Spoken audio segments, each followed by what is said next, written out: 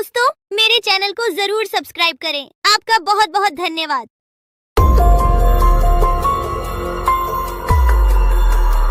बहुत साल पहले की बात है। लक्ष्मीपुर के जंगल में एक पुरानी झील थी। वहाँ दिन में तो कोई घटना नहीं होती, पर थोड़ा सा भी अंधेरा छाते ही वह झील एक खूनी झील बन जाती। उस दौरान जो भी जानवर उस झील पर पानी पीने आ जाता, वह जिंदा वापस नहीं आता। कहाँ जाता, आज तक किसी को उसका पता नहीं चला था। यही वजह थी कि जंगल के सारे जानवरों ने, यहाँ तक कि जंगल की राजा शेर ने भी उस झील को खूनी झील घोषित कर दिया था। अब पूरे जंगल में कोई भी शाम को उस झील की तरफ जाने की हिम्मत नहीं करता था।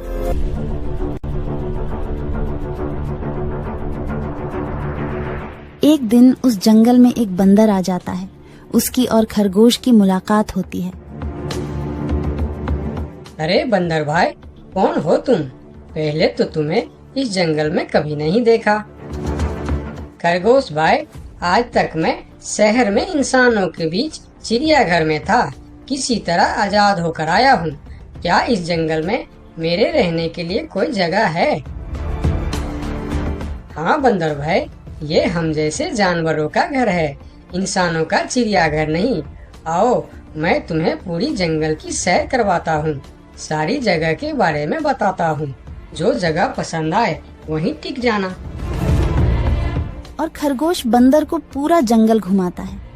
हाथी, जिराफ जैसे कई जानवरों के रहने की जगह ही नहीं, वहाँ के राजा शेर की भी गुफा दिखाता है, पर उस खूनी झील के बारे में ना बताता है और ना उसे वह दिखाने ले जाता है। बंदर वहीं बरगद के एक बड़े से पेड़ को अपने रहने के लिए पसंद कर लेता है। वहाँ रहते हुए अभी उसे 2 दिन ही गुजरते हैं कि तीसरे दिन शाम को घूमता हुआ वह उसी खूनी झील के पास पहुँच जाता है। अरे वाह, कितने सुंदर झील है। जी तो करता है ठंडे ठंडे पानी में कूद कर नहा लूं, लेकिन सर्दी होने का डर है। चलो, आज सिर्फ ठंडा ठंडा पानी से अपना प्यास ही बुझा लेते हैं।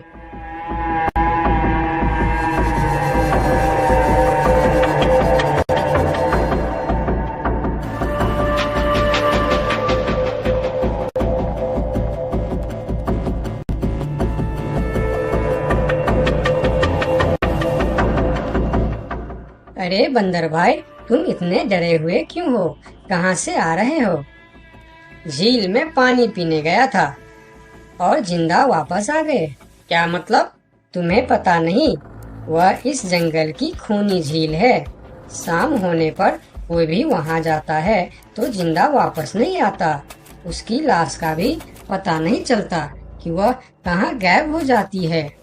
इसीलिए शाम होते ही कोई भी उस खूनी झील की तरफ नहीं जाता। ये हमारे राजा का आदेश भी है। कमाल है, मुझे तो पता ही नहीं। कैसे पता नहीं?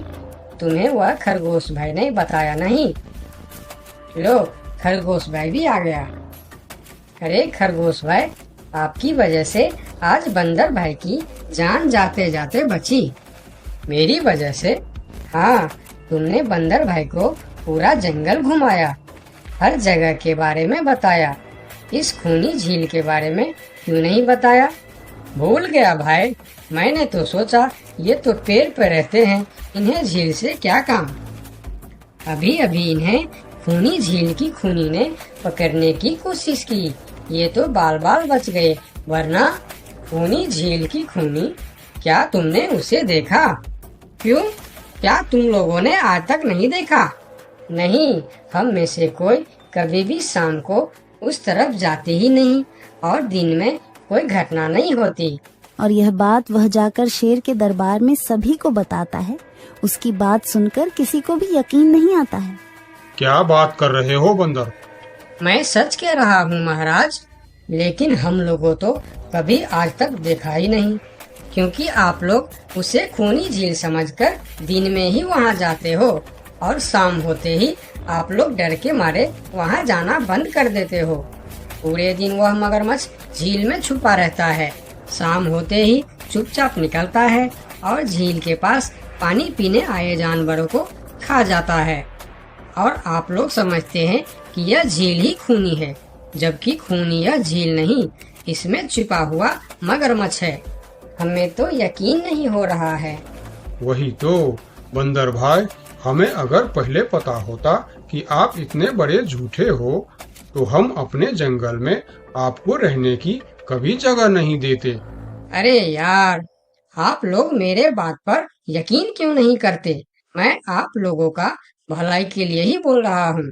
अगर तुम्हारी बात सच्ची है तो क्या तुम उस मगरमच्छ को हमें दिखा सकते हो? क्यों नहीं महाराज, आज शाम होते ही आप लोग वहाँ जाकर पेड़ और पत्थरों के बीच छुप जाना। और फिर शाम को वह सभी उस खूनी झील के पास जाकर छिप जाते हैं। झील के किनारे जाकर बंदर 2-3 बड़े बड़े पत्थर उस झील के पानी में फेंकता है। पत्थर के गिरने की छपाक छपाक की आवाज सुनकर मगरमच्छ पानी के अंदर चलता हुआ शिकार करने वहां आता है। मगर वहां पेड़ के पीछे छिपे दिखाई देते हाथी को देखकर वह सावधान हो जाता है और सोचता है, अच्छा, तो यह लोग मुझे छुपकर देखने आए हैं। अब मैं क्या करूं? हाँ, ये लोग तो बेवकूफ है। इन्हें फिर से बेवकूफ बनाते हैं। मैं फिर से पत्थर बन जाता हूँ। देखा, हमने कहा था ना, झील में एक बड़ा सा पत्थर है। हाँ देखो, यही पत्थर तो हमें हमेशा रात में दिखाई देता है। हाँ वही तो, ये पत्थर सिर्फ रात को क्यों दिखता है, दिन में क्यों नहीं दिखता, कभी सोचा है? हाँ, रात को चंद्रमा की वजह से पानी में ज्वार आता है तो वह पत्थर ऊपर हो जाता है। दिन में ज्वार नहीं आता तो पत्थर पानी में डूबा रहता है। उनकी बेवकूफी भरी बातें सुनकर बंदर परेशान हो जाता है। अरे यार, तुम लोग भी ना समझते ही नहीं। ठीक है, चलो एक काम करते हैं। तुम लोगों को लगता है ना कि वह बड़ा पत्थर, कि वह बड़ा ही मजबूत पत्थर है। अगर यह खुद ही बता दे कि यह एक मजबूत पत्थर है तो मैं भी मान जाऊंगा और अभी गुलाटी मारते हुए झील में छलांग लगा दूंगा और तैरता हुआ इस तरफ से उस तरफ चला जाऊंगा। यह सुनकर मगरमच्छ के मुंह में पानी आ जाता है। लगता है आज बंदर का नरम नरम मांस खाने का मौका मिलेगा। वैसे भी ये सारे जानवर बेवकूफ है। आज तक मुझे पत्थर ही समझते आए हैं। मैं पत्थर हूँ, मैं मजबूत पत्थर हूँ। सुना आप लोगों ने, ये कैसे आप लोगों को बेवकूफ समझता है? अरे पत्थर भी कभी बोलते हैं क्या? अब सभी की समझ में बंदर की बात आ जाती है। रात भर सभी शेर राजा की गुफा में मीटिंग करते हैं। बंदर सही कह रहा था। यह मगरमच्छ जरूर कहीं दूसरे जगह से हमारे जंगल में आ गया है। लेकिन अब क्या करे? अगर धरती पर होता तो मैं उसे धूल चटा देता था, लेकिन पानी में हमारा शक्ति कम हो जाती है। तो क्या इससे हमें कभी छुटकारा नहीं मिलेगा महाराज? मेरे ख्याल से तो नहीं। मिलेगा महाराज, ये पानी में भी रहेगा, हमें देखेगा भी, मगर वह कुछ कर नहीं पाएगा। ये कैसे हो सकता है? हो सकता है हाथी भाई, बस आप लोग मुझे 2 बड़े बड़े रस्सी दे दो। रस्सी का क्या करोगे? मैं शहर के चिड़िया खाना में था तो एक एक तरीका सीखा है जानवरों पर कब्जा करने की। हम इस पर कब्जा कर लेंगे। और बंदर को 2 बड़ी बड़ी रस्सी लाकर दी जाती है। फिर बंदर उन सभी के साथ रस्सी लेकर उस खूनी झील पर पहुंचता है।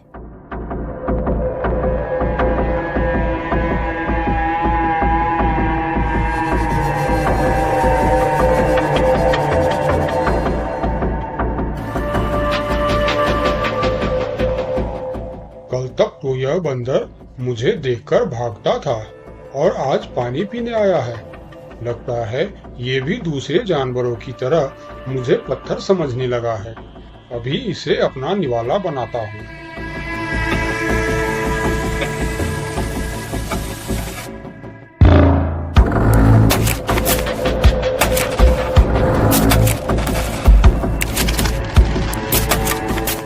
अरे ये तो भाग भी नहीं पा रहा है। अब यह जितना ज्यादा फरफराएगा उतना यह फंदा कसता जाएगा और चुपचाप रहेगा तो फंदा ढीला रहेगा। जैसे यह फिर हिलेगा फिर फंदा कसता जाएगा। अब ना यह इससे छूट सकता है और ना पानी में जा सकता है। अरे वाह, फिर तो यह हमारा कुछ भी नहीं बिगाड़ सकता। अब हम सारे जानवर इस झील में कभी भी पानी पी सकते हैं, कभी भी नहा सकते हैं। अब यह हमारा कुछ भी नहीं बिगाड़ पाएगा। अरे वाह बंदर भाई, मान गए। आपने तो हमारी समस्या ही खत्म कर दी, वरना रात भर हमें प्यास ही रहना पड़ता था कि हमें झील में पानी पीने गया और झील ने हमें खा लिया। तो आज हमें एक बात समझ में आई है कि किसी भी अफवाह के चक्कर में हमें अपनी जगह छोड़कर नहीं जाना चाहिए, बल्कि उस अफवाह का समाधान क्या है वह खोजना चाहिए, क्योंकि कोई भी जगह खूनी नहीं होती, उस जगह पर रहने वाला खूनी होता है।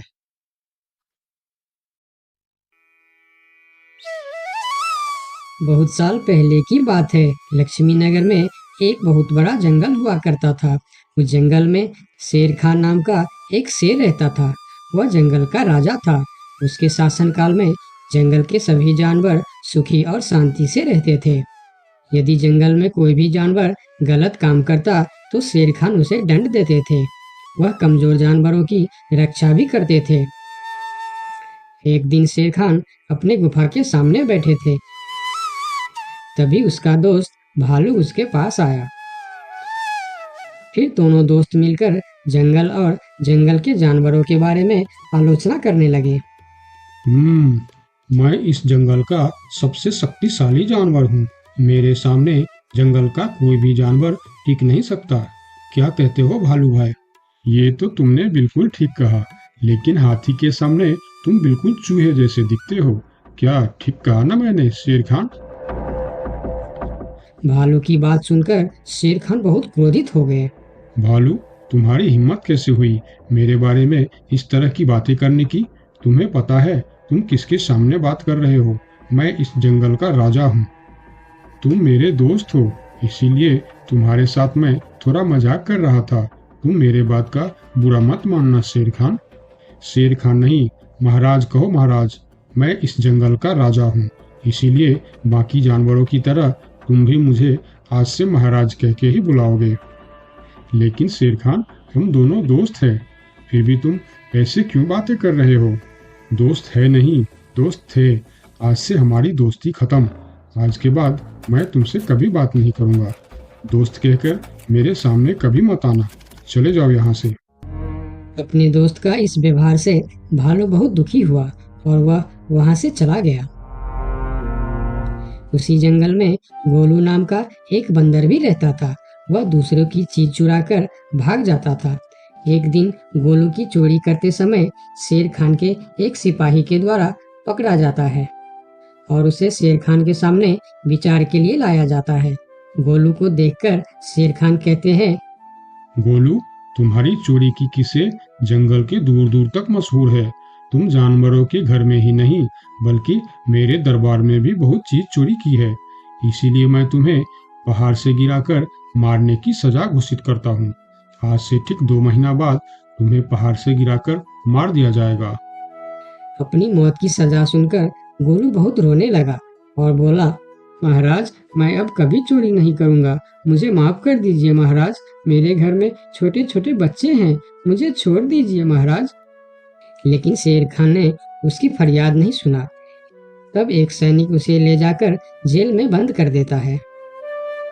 उधर गोलू का दोस्त भोलू को जब इस बात का पता चलता है तब वह गोलू से मिलने के लिए कैद खाने में पहुंच जाता है और उससे कहता है, देखा गोलू, तुम पकड़े गए ना। मैं तुम्हें कितनी बार कहा था कि चोरी करना छोड़ दो। अब क्या होगा बताओ, कैसे निकलोगे यहाँ से? ये सब छोड़ो भोलू भाई, जो होना था वो हो गया। मुझे तो बस अपने परिवार की चिंता हो रही है। काश मैं मरने से पहले उनके लिए कुछ कर पाता। मेरे छोटे छोटे बच्चे हैं, बीवी है, अब उन सब का क्या होगा? मेरे बिना वह भी जीवित नहीं रह सकते। गोलू की बातें सुनकर भोलू सोच में पड़ गया। फिर वह शेर खान के पास गया और बोला, महाराज, मैं गोलू का दोस्त भोलू हूँ। मैं आपसे कुछ कहने आया हूँ। तो तुम गोलू का दोस्त भोलू हो। ठीक है, बताओ क्या कहना चाहते हो तुम। महाराज, मैं चाहता हूँ कि आप गोलू को कुछ दिन के लिए उसके परिवार के पास जाने दें, ताकि वह मरने से पहले अपने परिवार के लिए कुछ इंतजाम कर सके। मरने वाले का आखिरी इच्छा पूरा कीजिए महाराज। आप एक बार उसके परिवार के बारे में भी सोचिए। गोलू ने जो किया उसमें उसकी परिवार की क्या गलती है? अगर आप उसे कुछ दिन के लिए अपने परिवार के पास रहने दोगे तो शायद उसका परिवार बच जाएगा। मैं इस बारे में तुम्हारी कोई मदद नहीं कर सकता। अगर अपने परिवार से मिलने के बहाने गोलू भाग गया तो मैं किसको सजा दूंगा? शेर खान की बात सुनकर भोलू थोड़ा सोच में पड़ गया। फिर बोला, तो ठीक है महाराज, आप गोलू को छोड़ दीजिए। जब तक गोलू वापस नहीं आ जाता मैं उसकी जगह कैद खाने में रहूंगा। और अगर वह कभी वापस नहीं आया तो क्या तुम उसके हिस्से की मौत की सजा भी लोगे? थोड़ा सोचकर बताओ। हाँ महाराज, मैं इसके लिए भी तैयार हूँ। भोलू की बात मानकर शेर खान ने गोलू को कैद से निकालकर भोलू को कैद खाने में डलवा दिया। तब बाहर निकलकर गोलू ने भोलू को बोला, दोस्त तुम चिंता मत करना, मैं समय से पहले ही वापस आ जाऊंगा। ऐसा कहकर गोलू वहां से चला गया और भोलू गोलू की जगह कैद खाने में रहने लगा। इस तरह बहुत दिन बीत गया, लेकिन गोलू वापस नहीं आया। तब एक दिन शेर खान भोलू के पास आया। देखा बंदर, मैंने कहा था ना गोलू वापस नहीं आएगा। अगर कल सुबह तक गोलू वापस नहीं आया तो शर्त के अनुसार कल शाम के समय तुम्हें पहाड़ से गिरा दिया जाएगा।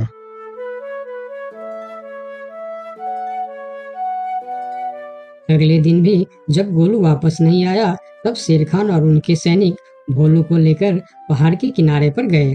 फिर भोलू को खाई के किनारे खड़ा करके शेर खान ने कहा, देखा ना मूर्ख बंदर, तुम्हारे दोस्त तुमको धोखा देकर चला गया। अब तुम मरने के लिए तैयार हो जाओ। लेकिन इस बार भी गोलू नहीं डरा और बोला, कोई बात नहीं महाराज, मैं अपने दोस्त के लिए मरने के लिए भी तैयार हूँ। मैं यह जानकर बहुत खुश हूँ कि मेरा दोस्त अपने परिवार के साथ खुश है। मेरे आगे पीछे और कोई नहीं है, मैं तैयार हूँ महाराज। शेर खान और भोलू के बीच बातचीत चल ही रही थी कि तभी थोड़ी दूर पर गोलू उनके और आता हुआ दिखाई दिया। फिर पास आकर उसने बोला, तुम्हें ऐसा करने की कोई जरूरत नहीं है दोस्त। तुमने मेरे लिए जो किया उसके लिए तुम्हारा बहुत बहुत शुक्रिया। अब मैं अपनी सजा पूरी करने के लिए तैयार हूँ। महाराज छोड़ दीजिए मेरे दोस्त को। गोलू, तुम्हें वापस आने की क्या जरूरत थी? मैं यह सजा ले लेता था। तुम्हारे घर में छोटे छोटे बच्चे हैं, बीवी है, उनका क्या होगा? मेरे परिवार में मेरे अलावा और कोई नहीं है, इसीलिए यदि मैं मर भी जाऊं तो मेरे लिए किसी को कोई दुख नहीं होगी। तुम यहाँ से चले जाओ। नहीं दोस्त, गलती मैंने की है, इसीलिए सजा भी मुझे ही मिलनी चाहिए। उन दोनों की दोस्ती को देखकर शेर खान सोचने लगे, ये दोनों अपने दोस्ती के खातिर एक दूसरे के लिए जान देने के लिए तैयार है, और मैं एक छोटी सी बात के लिए अपने सबसे अच्छे मित्र भालू से दोस्ती तोड़ दी। यह मैंने बहुत बड़ा गलती कर दी। मुझे इसका प्रायश्चित करना ही होगा। किसी को मरने की कोई जरूरत नहीं है। तुम दोनों की दोस्ती देखकर मैं गोलू की सजा माफ करता हूँ। और याद रखना गोलू, अगर तुमने फिर से चोरी की तो अगली बार मैं तुम्हारी सजा माफ नहीं कर पाऊंगा। नहीं नहीं महाराज, आज के बाद मैं फिर कभी ऐसा गलती नहीं करूंगा। आज से मैं ईमानदारी से मेहनत करके अपना परिवार चलाऊंगा। आपका बहुत बहुत धन्यवाद महाराज। ठीक है, अब तुम लोग यहाँ से जा सकते हो। उनके जाने के बाद शेर खान सीधा अपने दोस्त भालू के पास गया। भालू मेरा दोस्त, मैं यहाँ तुमसे माफी मांगने के लिए आया हूँ। मैंने जो उस दिन तुम्हारे साथ व्यवहार किया वह बहुत गलत था। मैं बहुत शर्मिंदा हूँ, मुझे माफ कर दो मेरे दोस्त। लेकिन महाराज, आपने तो कहा था। महाराज नहीं, शेर खान बोलो, शेर खान। आज से तुम मुझे महाराज नहीं शेर खान ही बुलाओगे, क्योंकि दोस्त एक दूसरे के नाम लेकर ही बुलाते हैं। आज से तुम मेरे सबसे अच्छे दोस्त हो। गोलू और भोलू की दोस्ती देखकर शेर खान को अपनी गलती का एहसास हुआ और उसने भालू से माफी मांगी और दोनों फिर से दोस्त बन गए। तो दोस्तों, इस कहानी से हमें यह सीख मिलता है कि कभी कभी दूसरे के अच्छाइयों को देखकर भी हम अच्छा बन जाते हैं। इसीलिए हमें हमेशा अच्छे लोगों के साथ ही दोस्ती रखनी चाहिए और अच्छे अच्छे काम भी करनी चाहिए। आपका बहुत बहुत धन्यवाद। एक औरत बाहर से आकर बहुत बड़ा बंगला बनाकर उसमें रहने लगती है। वह औरत देखने में बहुत ही खूबसूरत थी, साथ ही दिल की भी बहुत अच्छी थी। वह गरीबों की भी मदद किया करती थी। उसका नाम सरिता था, लेकिन लोगों ने उसका नाम परी रख दिया था।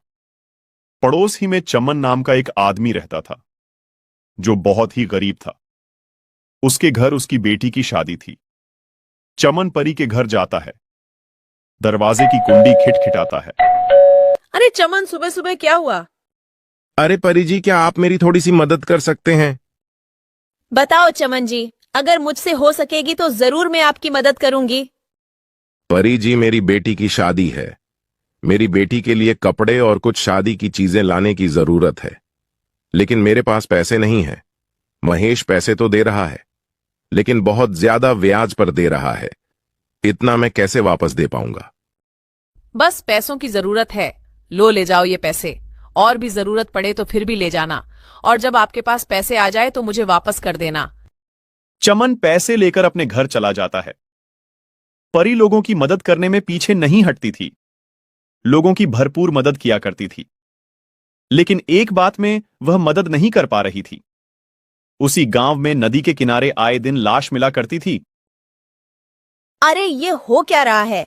हर 2 दिन पर हमें यहाँ से लाश मिलती है। हमें इसका जल्दी पता लगाना होगा। सारे लोग जमा होते हैं। थोड़ी देर बाद सारे लोग चले जाते हैं। फिर अगली रात एक आदमी सड़क से गुजरता है। भैया, अरे भैया, मेरी तरफ देखो तो। डर क्यों रहे हो? मुझे तो आपकी मदद चाहिए। इधर तो आइए। नहीं, हम किसी की मदद नहीं करते हैं। मुझे घर जाने दीजिए। अरे मुझे घर जाने दीजिए। वो आदमी चलने लगता है। एक बार तो मेरी तरफ देखिए, शायद आपका इरादा बदल जाए। नहीं, हमको नहीं देखना। हमको माफ कीजिए, मुझे जाने दो। मैंने कहा ना, मेरी तरफ देखिए। समझ नहीं आता? जैसे ही वो देखता है, वो मर जाता है। हाँ हाँ हाँ हाँ, कब की रट लगा रहा था। अब तो तेरी लाश घर जाएगी। अगर एक बार मेरी तारीफ कर लेता तो मैं जिंदा छोड़ देती। उसके बाद चुड़ैल उसको नदी के किनारे डाल देती है। अगले दिन सुबह सुबह रीना रोती हुई आती है। सारे लोग जमा हो जाते हैं। क्या हुआ रीना, क्यों रो रही हो? मेरे पति महेश रात को घर नहीं आए। चलो हम उस नदी के पास जाकर देखते हैं। सारे लोग नदी के पास जाते हैं। साथ में परी भी आती है। अरे महेश को किसने मारा? मुझे तो लगता है कोई हमारे गांव को नुकसान करने के लिए ये सब कर रहा है, ताकि लोग गांव छोड़कर चले जाएं। जल्दी उसका पता लगाना होगा। अरे अब मैं छोड़ूंगा नहीं। मैं पता लगा कर रहूंगा कि ये सारा कौन कर रहा है। अगले दिन राहुल गांव के रास्ते निकलता है। तभी आवाज आती है। एक बात सुनो। सुनो भैया, क्या आप मेरी मदद कर सकते हैं? कौन है तू? इससे क्या फर्क पड़ता है कौन हूं मैं? अच्छा, तुम ही हो जो लोगों को मार डालती हो। हाँ हाँ हाँ, मैं ही हूं जो लोगों को मार रही हूं। तुम क्या कर लोगे? आज तो तुम्हारी बारी है। हा हा हा हा हा। अरे नहीं, मुझे पता नहीं था कि तुम एक चुड़ैल हो। मुझे छोड़ दो। तुम्हें लोगों के साथ जो करना है करो। मुझे छोड़ दो। अब तू जिंदा नहीं जाएगा। अभी तो बड़ा उछल रहा था, बड़ी बहादुरी दिखा रहा था। तेरी बहादुरी कहाँ गई? और तुझे मैं छोड़ दूं ताकि तू सारे लोगों को बता दे, ताकि लोग यहां आना बंद हो जाए। अरे नहीं, मैं किसी को नहीं बताऊंगा। किसी के सामने मुंह भी नहीं खोलूंगा कि लोगों को चुड़ैल मार रही है। बस मुझे जाने दो। चुड़ैल उसको भी मार डालती है और नदी के किनारे जाकर डाल देती है। सुबह जब लोग नदी के किनारे पर जाते हैं तो देखते हैं, अरे ऊपर वाले, इसने तो राहुल को भी मार डाला। क्या जरूरत थी अकेले जाने की? क्या हीरो बनने गए थे? कुछ तो करना होगा। अगर रोज रोज इस तरह चलता रहा तो पूरा गांव खाली हो जाएगा। हमें जल्दी से उसी पर निर्णय लेना होगा। हाँ, मेरी तो राय है कि सारे गांव वालों को जमा किया जाए। उसके बाद सारे गांव वालों को जमा किया जाता है। गांव के सरपंच और मुखिया और बड़े बड़े लोग जमा होते हैं। गांव का सरपंच खड़ा होता है और लोगों से कहता है, हर एक आदमी इस मामले में अपनी अपनी राय दे। हमें क्या करना होगा?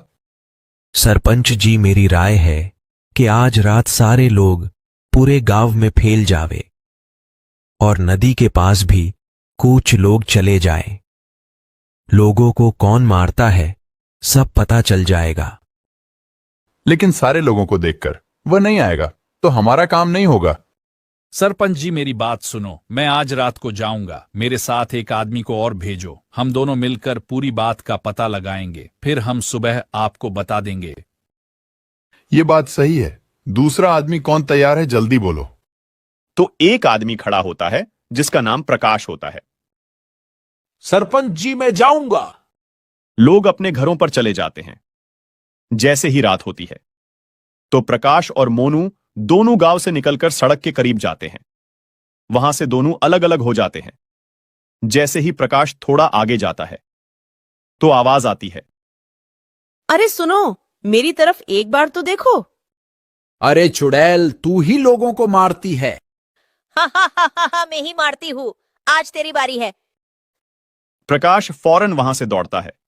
प्रकाश फौरन मोनू को बुलाता है। मोनू, जल्दी मेरी तरफ आओ। यहां चुड़ैल रहती है। अरे प्रकाश, क्या हुआ? अरे भाई, देखो उधर दूर जो अभी औरत नजर आती है वही चुड़ैल बनकर आई थी। चलो उधर जाकर देखते हैं। जैसे ही वह दोनों चुपके से देखते हैं तो प्रकाश कहता है, अरे ये तो परी है, परी। ये दोनों आदमी भागकर गांव आ जाते हैं। फिर वह दोनों अपने अपने घर चले जाते हैं। जैसे ही सुबह होती है वह दोनों सरपंच के पास जाते हैं। फिर सारी बात सरपंच को बताते हैं। फिर सरपंच गांव के कई लोगों को लेकर परी के घर जाते हैं। सारे लोग और सरपंच परी के घर जाकर दरवाजा खिटखिटाते हैं। परी बाहर नहीं आती। सारे लोग आपस में एक दूसरे से कहने लगते हैं, लगता है परी को पता चल गया है, अब बाहर नहीं आएगी। उसमें से एक आदमी कहता है, मुझे तो लगता है परी भाग गई होगी। सारे लोग शोर करने लगते हैं, जिसकी आवाज सुनकर परी घर का दरवाजा खोलकर बाहर आती है। अरे सारे गांव वाले मेरे घर क्यों आए हो? क्या हुआ है? कोई जरूरत है क्या? नहीं नहीं, हमें यह खबर पहुंची है, आप ही रात को चुड़ैल बनकर लोगों को मारती हो। अरे ऐसा कौन कहता है कि मैं रात को चुड़ैल बनकर लोगों को मारती हूँ? सुनिए परी जी, कल रात मोनू और प्रकाश दोनों गांव के बाहर सड़क पर जा रहे थे। जब दोनों अलग हो गए तब प्रकाश के सामने चुड़ैल बनकर क्या कह रही थी। हाँ हाँ, मैं ही चुड़ैल थी। क्या कर लोगे? अरे परी, आप ऐसा रात में क्यों करती हो? उसकी क्या वजह है? सरपंच जी, जरा सुनिए। जब मेरा पति चोरी करते हुए पकड़ा गया था उसी वक्त गांव वालों ने मिलकर उसको मार दिया था। उस वक्त मैं प्रेग्नेंट थी। मेरे पति के मर जाने के बाद मैंने आत्महत्या कर दी थी। तब से मेरी आरती चुड़ैल बंद कर भटक रही है। मैं किसी को नहीं छोड़ूंगी। सारे गांव वालों से बदला लेकर रहूंगी। तभी परी चुड़ैल बन जाती है। तभी सरपंच के पास दो आदमी आकर कहते हैं, सरपंच, हम तांत्रिक को लेकर आते हैं। वो चुड़ैल को अपने कब्जे में कर देगा। वो दोनों तांत्रिक के पास जाते हैं और तांत्रिक को सारी बात बताते हैं। तांत्रिक उन दोनों के साथ आता है। तांत्रिक चुड़ैल से कहता है, गांव वालों को परेशान करना बंद कर दे। नहीं, मैं गांव वालों से बदला लेकर रहूंगी। तभी तांत्रिक चुड़ैल को आग लगा देता है। चुड़ैल जल जाती है। सारे गांव वालों को चुड़ैल से छुटकारा मिल जाता है। सारे गांव वाले तांत्रिक का शुक्रिया अदा करते हैं। गांव वाले तांत्रिक को बहुत सारी चीजें गिफ्ट करते हैं। तांत्रिक उन चीजों को लेकर चला जाता है। फिर गांव वाले खुशी खुशी रहने लगते हैं। सरपंच मोनू और प्रकाश को कुछ पैसे दे देता है। उनकी हिम्मत की वजह से पूरे गांव वालों को छुटकारा मिलता है। दोस्तों, इस कहानी से हमें यह सीख मिलती है कभी भी किसी पर आंख बंद करके भरोसा नहीं करना चाहिए। हमारी मोंटू नाम का एक बंदर जंगल में रहता था। वह सभी जंगल के जानवरों की मदद करता और जब कोई जानवर घायल होता वह उनका इलाज करता, जिससे वह सभी जानवर ठीक हो जाते। एक दिन मोंटू बंदर जंगल से गुजर रहा था, तभी उसे शेर की आवाज सुनाई दी।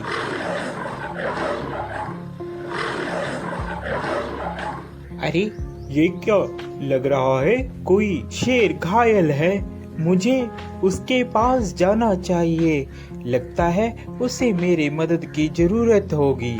यह कहकर मोंटू बंदर शेर के पास जाने लगा।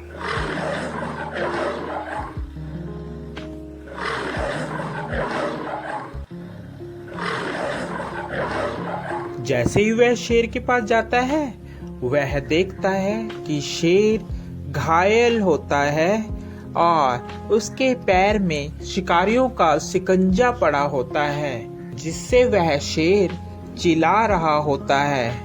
उसे बहुत दर्द हो रहा होता है। अरे मोंटू बचाओ यार इस जंगले से, नहीं तो मैं फंस के मर जाऊंगा या तो वह शिकारी मुझे यहाँ से ले जाएंगे। क्या तुम मेरी जान बचाओगे मोंटू? हाँ हाँ, क्यों नहीं, मैं तुम्हारी जान बचाऊंगा। इतने में वहाँ तोता आ जाता है। अरे मोंटू क्या कर रहे हो?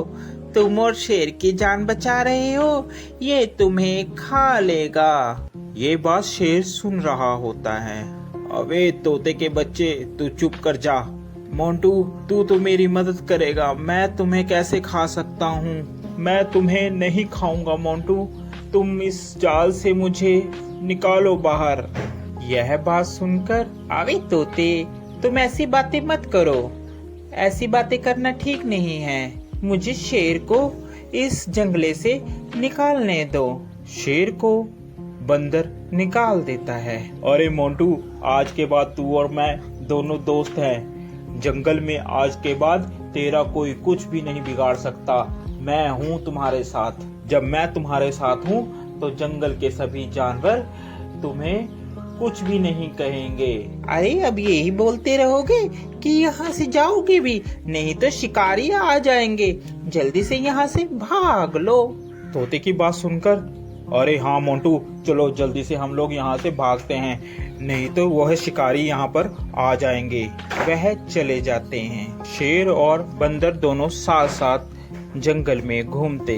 अरे मोंटू मेरी बात मानो, इस शेर पर तुम विश्वास मत करो, ये शेर बहुत खतरनाक होते हैं, ये कभी भी तुम्हें खा सकते हैं। मेरा कहना मानो, इस पर विश्वास मत करो। अरे तोते तू तो ऐसे ही बस, तुझे क्या पता, ये दोस्त है मेरा, ये कैसे खा लेगा, मैंने इसकी जान बचाई है, ये बहुत ही अच्छा और नेक दिल का शेर है। तोता इतना कहकर वहाँ से उड़ जाता है।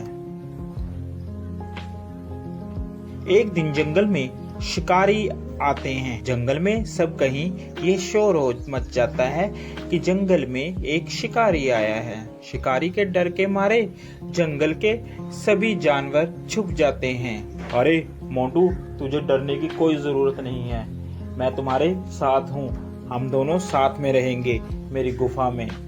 यह कहकर मोंटू और शेर दोनों चले जाते हैं। काफी दिन बीत जाते हैं। जंगल में सभी जानवर छुपे होते हैं। छुपे होने के कारण कोई भी जंगल में नहीं आता और शेर को बहुत जोरों से भूख लगती है। अरे मुझे बहुत जोरों से भूख लग रही है, कई दिन हो गया कोई शिकार भी नहीं मिला। इतने में तोता मोंटू बंदर के पास आता है और बोलता है, अरे मोंटू मोंटू चल यहाँ से चल पड़, शेर कई दिनों से भूखा है, तूने उसका चेहरा नहीं देखा, कैसे चिड़चिड़ा हो गया है, वह कभी भी तुम्हारा शिकार कर सकता है।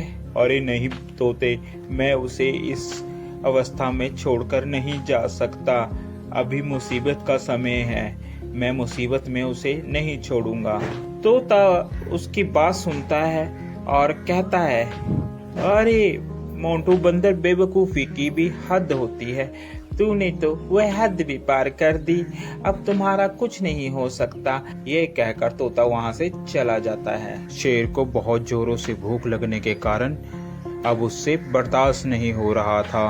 अरे अब मुझसे बर्दाश्त नहीं हो रहा, बहुत जोरों से मुझे भूख लगी है। उसकी नजर बंदर पर थी। अरे क्यों ना मैं इस बंदर को ही खा लूं। इस दिन के लिए ही तो मैंने इसको अभी तक रखा है साथ साथ, अब मैं इसे ही खाऊंगा।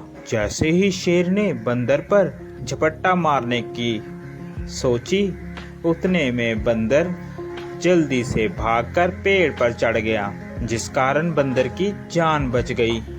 आज के बाद तुम मेरे दोस्त नहीं हो, क्योंकि मैंने तुम्हारी ही मदद की और तुम मुझे ही खाने वाले थे। तोता सच ही कह रहा था। इतने में तोता आ जाता है।